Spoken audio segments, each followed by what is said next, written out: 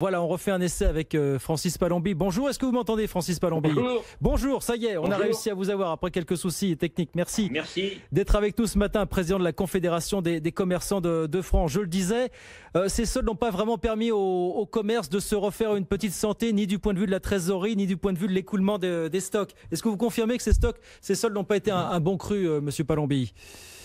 Disons que les soldes se sont trouvés dans la lignée du déconfinement avec, chez les commerçants, d'une manière globale et générale, une baisse de chiffre d'affaires Oui. pour beaucoup de raisons, entre autres l'anxiété des consommateurs. Les soldes n'ont pas été une priorité cette année par rapport aux autres années, certainement. Oui. Mais ce que je peux vous dire d'une manière claire, nette et précise, ce n'est surtout pas le report qui a affecté les soldes, ce sont d'autres raisons et je peux même vous dire qu'on fait un constat global avec des variations bien évidemment, mais les indépendants que je représente à hauteur de 450 000 entreprises tous secteurs, Oui. eh bien, se félicitent de ces soldes en finalité. 65% sont satisfaits du report et ont tiré quand même leur épingle du jeu parce que depuis le déconfinement jusqu'au début des soldes, les commerçants indépendants qui n'ont pas les mêmes grandes marges que les grands groupes, les grandes enseignes, ont pu véritablement vendre normalement.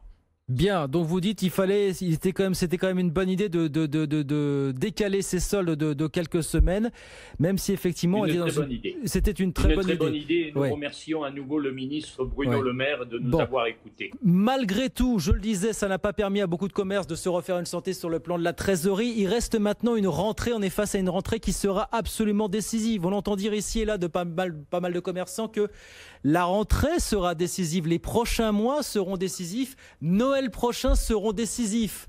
Et si certains n'arrivent pas à redresser la barre, malheureusement, beaucoup vont mettre la clé sous la porte. Est-ce que vous craignez effectivement, vous, les prochains mois, Francis Palombi? Écoutez, dire qu'il n'y a pas d'inquiétude, ce serait mentir. Mais pour autant, il y a une mobilisation des commerçants et j'ai rencontré, pardon, il y a un petit chat qui est monté sur la table. Pardonnez-moi. Oui, j'ai rencontré le ministre Alain Griset, notre ministre. Enfin, nous avons un ministre des PME. Et il est mobilisé pour accompagner au cas par cas ou d'une manière plus globale les entreprises afin qu'elles réussissent. Et nous avons proposé au gouvernement, qui est en train de mettre en place l'opération, une grande semaine du commerce au mois d'octobre.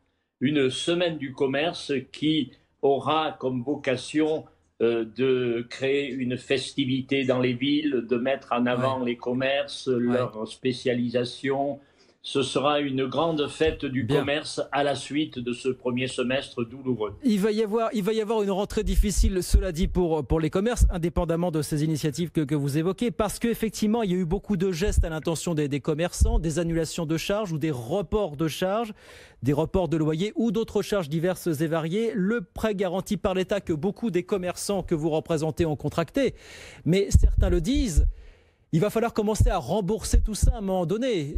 Est-ce que de ce point de vue-là, vous dites qu'il y a certaines fragilités pourraient apparaître et beaucoup de commerces mettent la clé sous la porte dans les prochains mois? Est-ce que vous redoutez un automne un peu meurtrier, vous? Que beaucoup, je rectifie quelque peu votre terme, des commerces qui risquent de déposer, il y en aura. Il ne faut pas se leurrer. Mais pour autant, il ne faut pas non plus partir d'un point de vue battu en disant il y aura énormément de commerces qui vont fermer à la rentrée. Non, les entreprises sont mobilisées.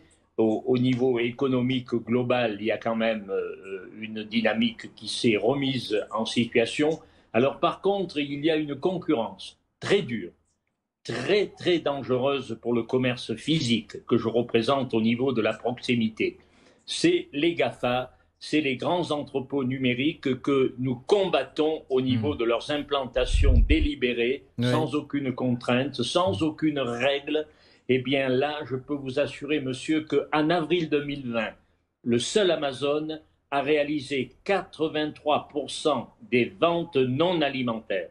C'est quand même un signe tous les médias en parlent, des progressions à 2 chiffres et très importants, 45% de plus. C'est pour cette raison que d'abord, est-ce que c'est pas inéluctable? Est-ce que c'est pas le sens de l'histoire? Est-ce que c'est pas le sens de l'histoire, ça, Monsieur Palombi? Qu'entendez-vous par le sens de l'histoire? Est-ce que ça ne vous paraît pas inéluctable? La montée en puissance du e-commerce fait que de plus en plus on va se tourner vers Amazon ou d'autres acteurs assimilés à Amazon pour le commerce alimentaire comme non alimentaire finalement. Oui, c'est bon. Le commerce non alimentaire est encore plus touché, mais c'est la progression de ces GAFA au niveau de leur implantation. Parce qu'au plus il y a des entrepôts numériques qui vendent sur le net, au plus les consommateurs deviennent presque addicts de cette forme de vente. Alors il y a également le télétravail qui a enlevé des consommateurs dans les villes. Il y a tous les facteurs que l'on pourrait passer en revue, mais la maîtrise de l'implantation des GAFA et la taxation des GAFA, je sais que les politiques en parlent. Pour le moment, l'Élysée n'a pas décidé d'établir un moratoire pour geler actuellement leurs implantations. Non, mais c'est en débat, ça vous l'avez vu. Vous avez vu ça, que c'est en débat malgré tout. C'est en débat, mais pour l'instant, le grand débat, il a été porté par la Commission citoyenne sur les implantations commerciales. Des implantations commerciales, cher monsieur, il y en a de moins en moins. C'est surtout le moratoire sur les entrepôts numériques qu'il faut faire voter, ou que les gouvernants de la France actuelle agissent pour la maîtrise de ces GAFA, afin que le numérique chez les indépendants, dans les centres-villes, sur le territoire, puisse se mettre en place. Mais s'il n'y a pas un moratoire pour geler leurs implantations, il y en a 12 de prévus, 12 implantations entre 10 Amazon, 2 Alibaba, vous vous rendez compte que ça représente un potentiel énorme. Question, il nous reste 1 minute, Francis Palombi. Je reviens sur ce qu'on évoquait à l'instant, tous ces remboursements de charges, d'allènement de charges, de prêts garantis par l'État qu'il va falloir assumer pour beaucoup de commerces dans les prochains mois, dès les prochains mois. Il y a une petite musique qui commence à monter où on dit, je crois que c'est justement le successeur d'Alain Griset à la tête de l'UDP qui dit, oui, le prêt garanti par l'État, on a théoriquement 5 ans pour le rembourser. Pour certains, il faudrait peut-être plus. C'est ce que vous dites aujourd'hui. Il faudrait encore espacer ces remboursements, finalement, dans les prochains mois. Est-ce que vous dites 5 ans, ça ne suffira pas, finalement, peut-être pour beaucoup de commerces? Non, je pense que, compte tenu des difficultés de la reprise et de la remise en route de l'économie d'une manière normale, c'est évident que l'État va devoir faire des efforts supplémentaires.